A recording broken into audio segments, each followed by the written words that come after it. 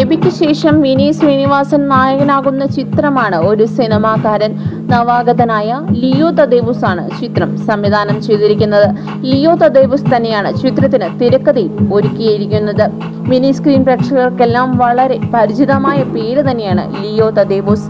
അനുരാഗ കരിക്കിൻ വെള്ളം ഫെയിം രജിഷ വിജയനാണ് ചിത്രത്തിൽ നായികയായി എത്തുന്നത്.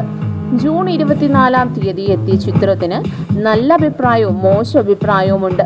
ഒരു സിനിമാ പ്രവർത്തകന്റെ കഥ പറയുന്ന ചിത്രം വലിയ തരക്കേടില്ലാത്ത കളക്ഷൻ കൊച്ചി മൾട്ടിപ്ലക്സിൽ നേടിയെടുത്തു.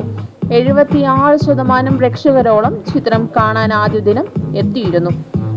എന്നാൽ വലിയ മെച്ചപ്പെട്ട കളക്ഷൻ എന്ന് പറയാറായിട്ടില്ല.